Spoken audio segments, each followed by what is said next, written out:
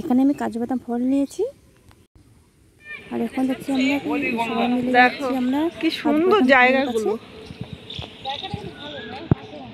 হ্যাঁ, এই জায়গায় কিন্তু পাবলিক ঢুকতে পারে না। এই দেখো কাজু, এই যে এখনো ফল হয়নি না, হয়নি এগুলো মানে ফুল ফুল। আমি কিন্তু এই গাছ থেকে তুলবো না, অন্য গাছ থেকে তুলে নেবো। এখানে শুধু ফুল হয়েছে। যা কাজু হয় এই জায়গার লোক যা থাকে তারাই নিয়ে নেয়, পাবলিক আর পায় না। দেখুন বন্ধুরা, এই যে আমি কাজু বাদামের ফল পেরে নিয়ে এসেছি। আর এখানে কিন্তু কাজু বাদামগুলো কিন্তু নেবো না, ওই কাজু বাদামগুলো রেখে দেবো। ফলগুলো যাচ্ছে, ফলগুলো দিয়ে আমি চাটনি করবো।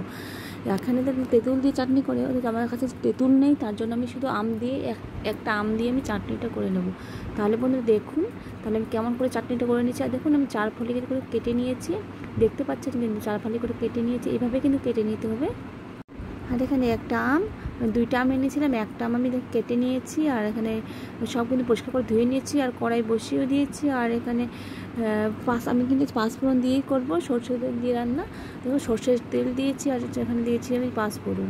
কিন্তু হালকা, এখন যেহেতু গরম তার জন্য একেবারে হালকা তেল দিয়ে আমি রান্নাটা করব। আর দিয়ে দিলাম আমি কিন্তু আমটা আমি হালকা ভেজে নেব। আমি কিন্তু আগে জানতাম না যে কাজু বাদামের ফল কিন্তু চাটনি খাওয়া যায়, আমি আজকে প্রথমবার। দেখুন হালকা কিন্তু ভেজে নিচ্ছি আমটা, এইভাবে কিন্তু ভেজে নিতে হবে। আর দিয়ে দিলাম হলুদ গুঁড়ো দিয়ে একটু মানে দেখতে ভালো লাগবে, তাই হলুদ গুঁড়ো দিয়ে কিন্তু একটু ভালো করে হালকা হাতে নাড়াচাড়া করে নিচ্ছি। আম ভাজা ভাজা হয়ে গেছে, এই আমটা আমি এখন তুলে নেব। আর বন্ধুরা কে কে খেয়েছেন এই কাজু বাদাম ফলের চাটনি কমেন্ট করে জানাবেন। আমি তো আজকে প্রথম। আর একটু দিয়ে দিব এই কড়াইয়ে সরষের তেল। দেখে কিন্তু বুঝতেই পারছেন একেবারে কম তেলে রান্না, কারণ এত গরম, প্রচণ্ড গরম, তাই কিন্তু বেশি তেল দিয়ে রান্না করা যাবে না। আর দিয়ে দিলাম পাঁচফোড়ন। আর এখানে কাজু বাদামের ফল 4 ফালি ভালো করে কেটে ধুয়ে পরিষ্কার করে রাখা ছিল, তার দিয়ে দিলাম। হালকা হাতে নাড়াচাড়া করে নিচ্ছি বন্ধুরা। দিয়ে দিব স্বাদ মতো নুন, আমার হলুদ গুঁড়ো। আমার কাছে কিন্তু তেঁতুল নেই, তার জন্য কিন্তু আম দিয়ে করছি বন্ধুরা। তেঁতুল দিয়ে খেলে কিন্তু খুবই টেস্ট হয়, আর আপনারা পারলে তেঁতুল দিয়ে করার চেষ্টা করবেন। আমার কাছে তেঁতুল নেই। কথা বলতে বলতে কিন্তু প্রায় ভাজা হয়ে গেছে, দেখুন হালকা ভাজা হয়ে গেছে। আর দেখতে কিন্তু দারুণ লাগছে বন্ধুরা, দেখে বুঝতেই পারছেন কি সুন্দর লাগছে না দেখতে।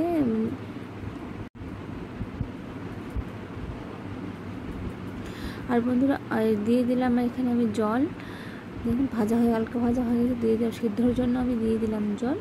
আর নাড়াচাড়া করে নিচ্ছি হালকা হাতে। আর যদি বন্ধুরা আপনারা যদি আমার চ্যানেলের প্রথম হয়ে থাকে, প্লিজ চ্যানেলটিকে আমার সাবস্ক্রাইব করে পাশে থাকবেন।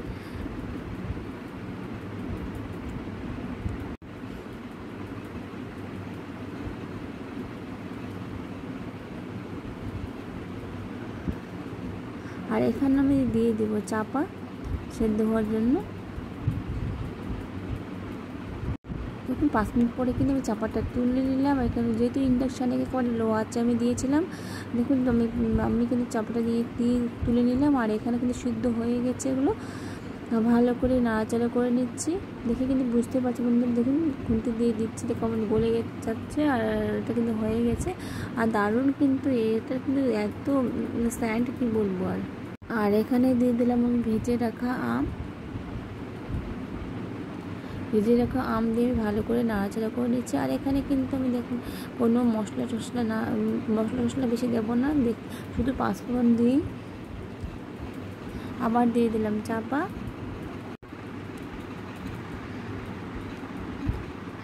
এখন চাপা তুলে নিয়ে নিলাম। আর এখানে দেখুন জলটা কিন্তু ফুটতে শুরু করে দিয়েছে।